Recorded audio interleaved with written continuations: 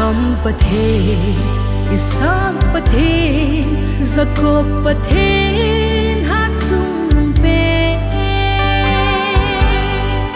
Kahin kho hi, lung don pul do, nan kamangin. Kathil to ho hi na lâu pi na amang di. Nagawin ay puyo apat inin.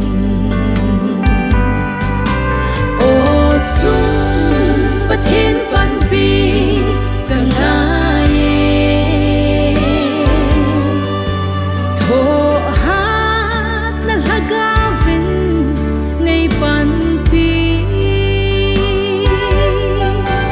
Israel de na puy bang inay puyo. Rep naga kazot hey na di.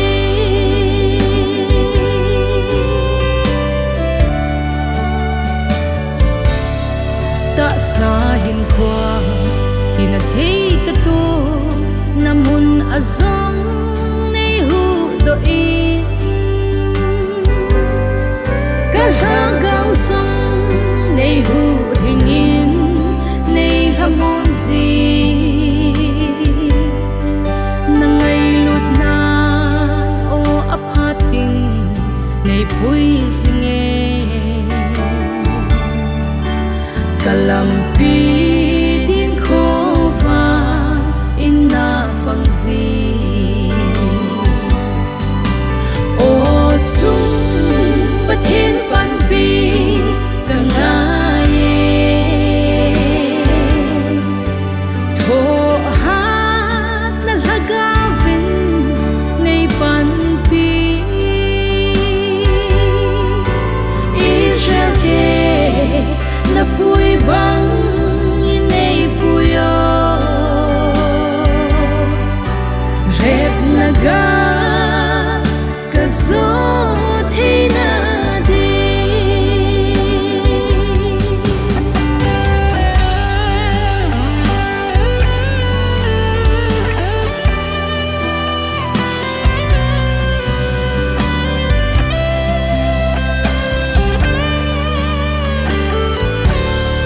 O kapaka hilay sidhi galgin namun kalenaw hi. Hasat na le bangsit nan e sui kahin ko. Son sit namun akarulo na din kay ma. Israel de puy pathe in ay puyo.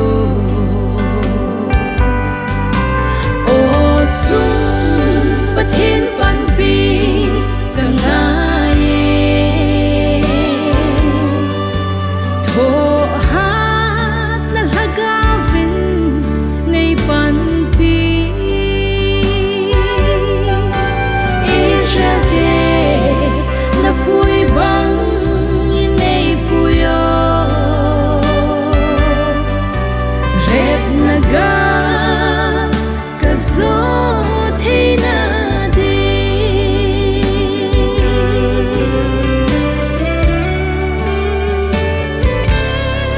Naphat hey na tamta katsan lâu pi na thang fa na kape.